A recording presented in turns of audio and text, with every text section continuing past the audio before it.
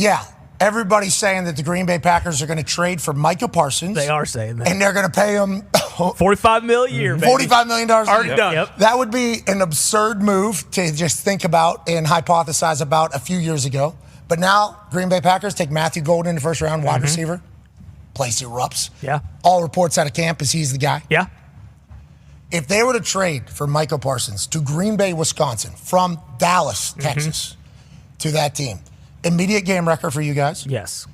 Small town, he'd be beloved. Now, Happy Valley went to Penn State, small town feel as well. So I'm not saying that he needs to be in a big city or anything like that, but that would be a wild life event for Micah Parsons to go from Dallas and the Cowboys to the Green Bay Packers. Two very storied tradition teams, obviously. A lot of history, a lot of greatness, but that would be an insane move to think about. I'm sure Packers fans even like saying, yeah, Packers are going to trade for a guy that's going to be the highest paid guy in the history of defensive football and give some things up that are very important to the future. That's not really a Packers thing, is it? Why does it feel like most Green Bay Packers fans think this is going to happen? We got people tracking fake planes. Oh, yeah. We got private planes being tracked. People don't know whose planes these are. But holy shit, there's a plane to Dallas, Green Bay? How many people flying Dallas, Green Bay? Nobody. No one. Green Bay's flying to Dallas? It's August 27th. I mean, I guess this could be Big Mike, going back and forth, from his Dallas house to the barn. Getting tracked everywhere. This is what's happening on the internet. Like the thoughts of this happening feels real to people. Yeah, I mean, would this be out of character and just absolutely crazy? Without a doubt. This Micah thing, you're the perfect person to ask about it. I listened to what you were saying about him like a month ago, saying handle it professionally. On your podcast, you said, don't miss games. I think that was it. Like, it'll get done late. So that was your prediction. Now we're 8 days away. Things have escalated a little bit. Does he miss games?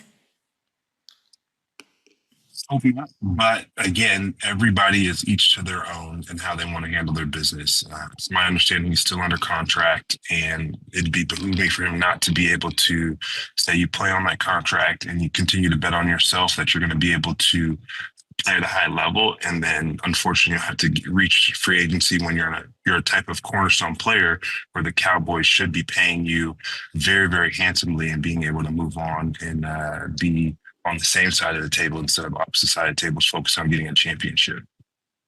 There's a lot of rumors about him going to the Packers overnight, which would be fun. The Lions, the Vikings. Where should he go if he got moved? It would be a monumental movement if he went to the Green Bay Packers, in my opinion, but I'm not sure where the best fit would be. I think he has to look at that where he has the most freedom to be who he is and be able to be his most impactful, not only on the field, but off the field as well.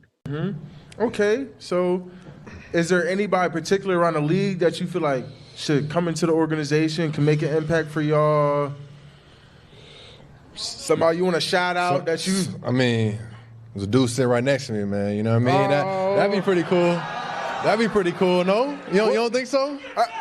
You don't think so? You see? He told me, forget that. Hold on. Ever stop to think how one player's bold stand could topple the unbreakable fortress that is Jerry Jones' Dallas Cowboys?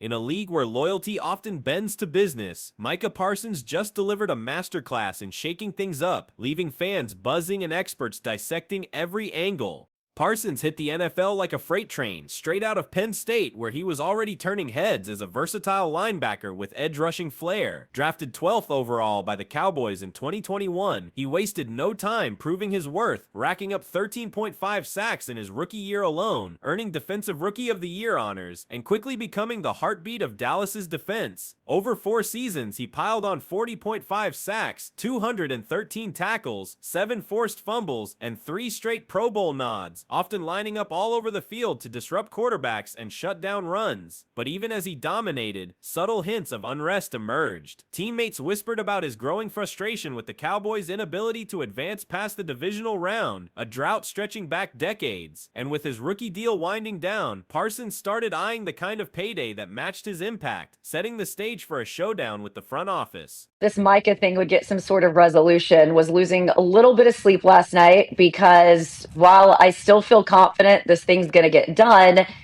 we've got to pay some attention to some of these content aggregators out there, these content creators, because you just never know where scoops are coming from. When I worked here locally, covered the Rangers, and Daniel Murphy's daughter told a preschool teacher that he was going to be an Indian, and he went off to Cleveland. So you have to run them all down. But I don't know if it's apathy at this point or people are just fatigued with the story. And I've certainly been texting a lot of my sources like a crazy ex the last couple of weeks. But all I'll say is they are moving a little differently right now. Everyone is. And and I know you guys love conspiracy theories, so do I. Whoa. My conspiracy theory on this is maybe this is a rumor that the Cowboys are leaning into a little bit to make Micah Parsons uncomfortable enough to come to Jerry, kiss the ring, and try and get this thing done. Yeah, turn the work into a shoot, brother. There is a chance that maybe it wasn't something real,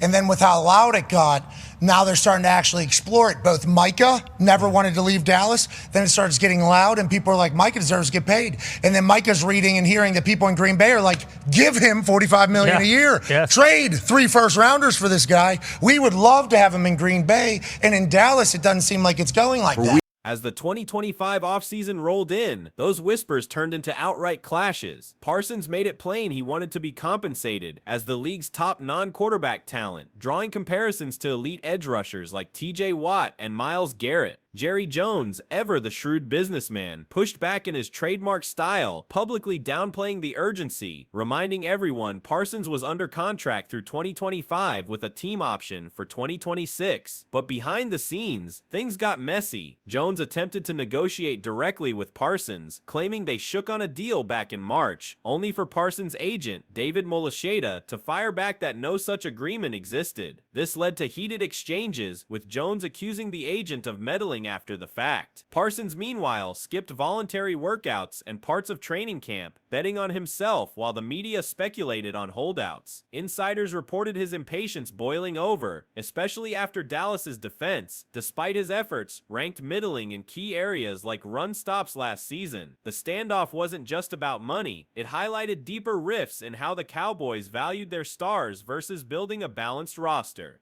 Then the trade chatter exploded, turning from idle speculation into a full-blown frenzy. It started with cryptic X-posts from former players and fans tracking private jets between Dallas and Green Bay, fueling wild theories. Jerry Jones doubled down on Micah Parsons today. We got him for 3 years no matter what. Jerry, even though you say you're the general manager at the time, you're still the owner. And you can't negotiate directly. So you're going to have to remove yourself. Hey, listen, Jerry played by his own set of rules. Matter of fact, when you have that kind of money, you're the owner of the team, you're the GM of the team, you can make those set of rules. When you're the most profitable franchise, you can make your own rules, which is why you can walk around and talk the way he talks. That works if you have one. You can't have 3 or 4 of those. It works because Jerry is the only one. All the other owners are in the collective bargain agreement. All the other owners adhere to the policies and regulations. Do y'all think Jerry Jones have personal attorneys? Yes.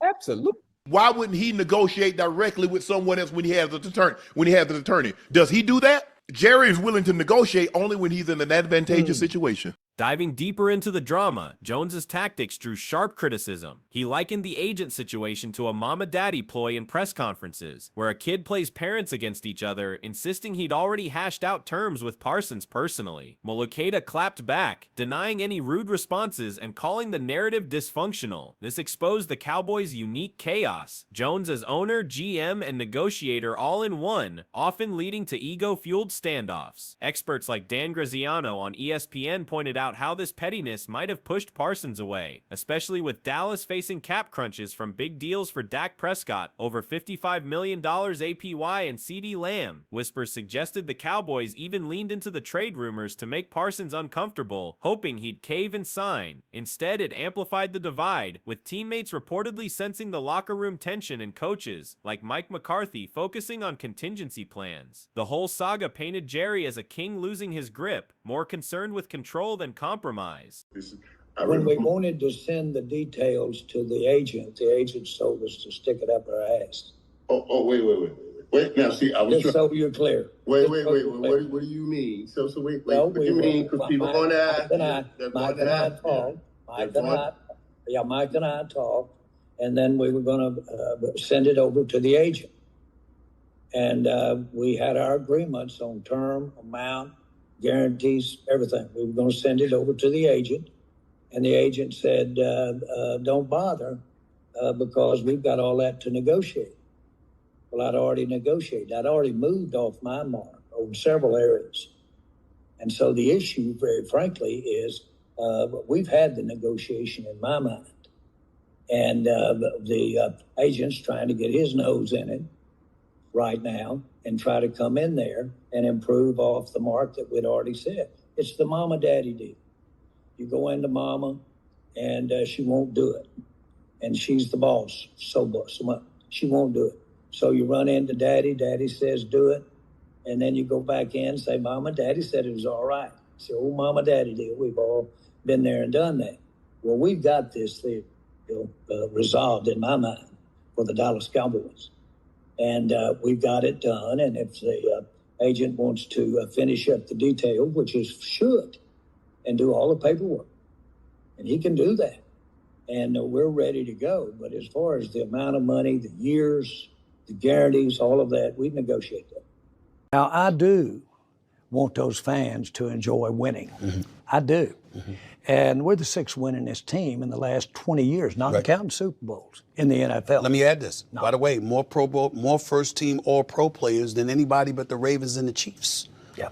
I mean, since 1996. So let's get that out the way, too. Yeah. One of the things I was trying to make the point earlier, I can hang my hat on that. That gives me a little bit of a base to step forward out here on Monday or Wednesday and go to work and go get it. I know that we've been where we had a chance to reach one of those Super Bowls. And I've been to Super Bowls. And I know we've had a chance to be there. We haven't. And boy, do I get it. I get it.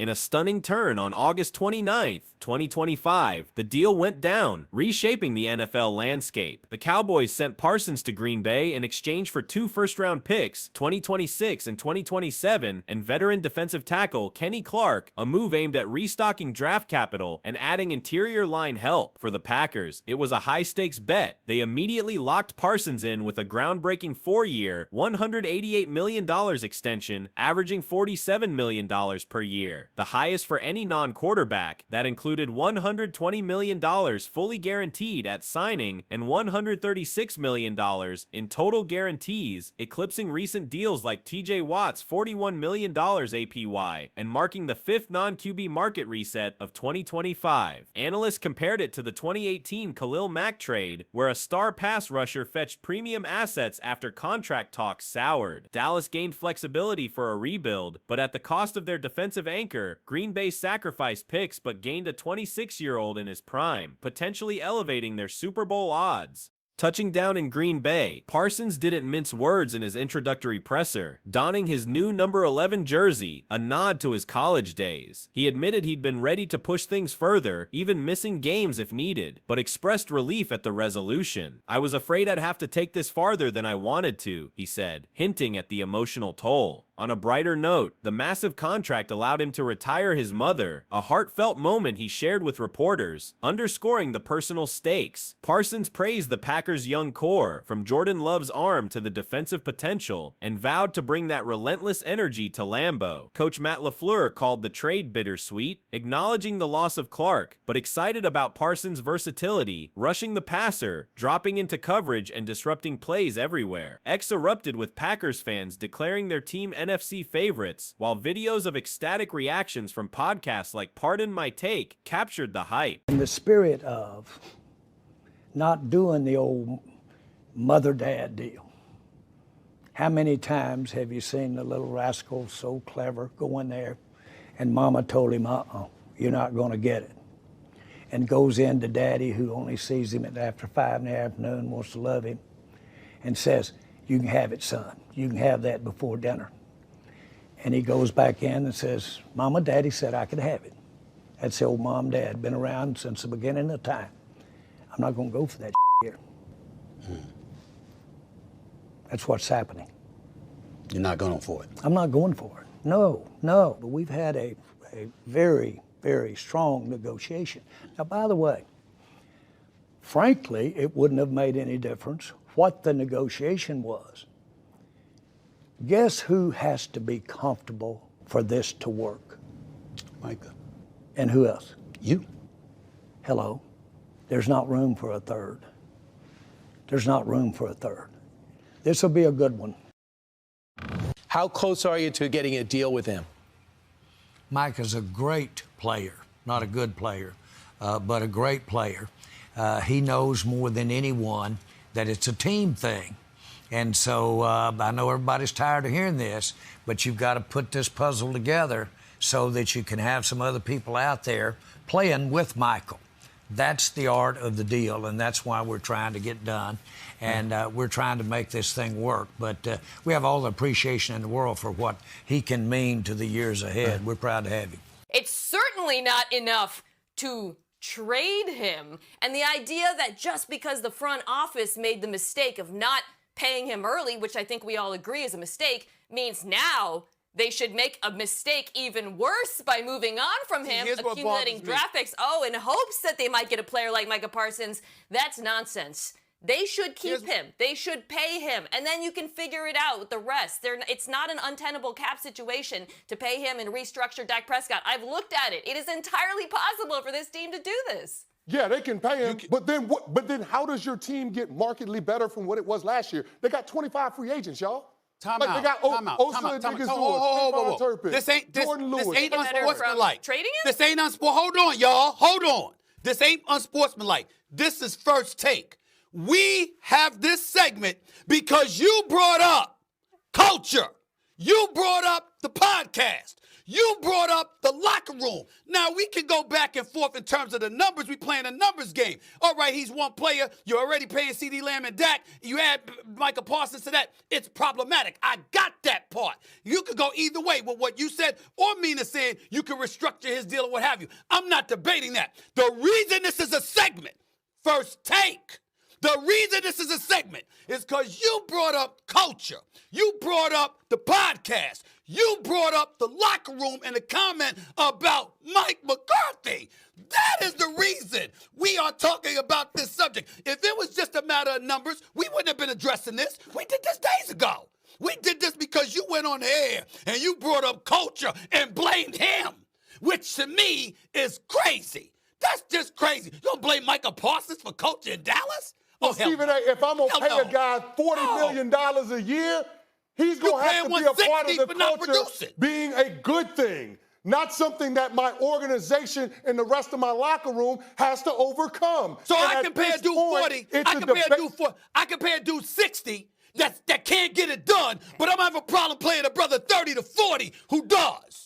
Back in Dallas, the backlash hit Jerry like a tidal wave, humiliating the man who'd built America's team into a billion-dollar brand. Fans flooded social media with #FireJerry trends, accusing him of letting pride torpedo a contender. Jones, in a fiery press conference, insisted the trade wasn't his preference but necessary for cap health, emphasizing, "We've got to put the puzzle together for the whole team." Yet critics weren't buying it. Todd Archer from ESPN questioned if unloading a generational talent for picks and an aging Clark 30 years old was enough, especially with Dallas's pass rush now relying on unproven names like Dante Fowler Jr. and rookies. The defense, already vulnerable against the run, faces an uphill battle, and with 25 free agents looming, the Cowboys' window feels narrower. Teammates whispered disappointment, and the locker room vibe shifted. Losing Parsons wasn't just a roster hit, it symbolized deeper dysfunction in how Jones runs the show. Looking ahead, this trade could redefine both franchises' trajectories. For the Packers, Parsons might be the missing piece for a dynasty run, pairing his sack artistry with Gary and Quay Walker to form a fearsome front. They're now oddsmakers picks to win the NFC North, with analysts like Albert Breer detailing how GM Brian Gutekunst's urgency to chase rings drove the deal. But risks linger. Losing draft picks hurts long-term building, and Clark's departure weakens the interior against run-heavy foes. In Dallas, the assets provide ammo for a reset, potentially drafting young talent to surround Prescott and Lamb. Yet if those picks flop, it could accelerate Jerry's legacy questions. Has his meddling finally caught up? Comparisons to past past blunders, like the Herschel Walker trade that fueled Dallas's 90s dynasty, ironically in reverse here, add intrigue. The NFC feels wide open, with Green Bay ascending and Dallas scrambling. Not all contract holdouts are the same, and the media tends to always take the player side in this. I get that with Terry McLaurin of Washington.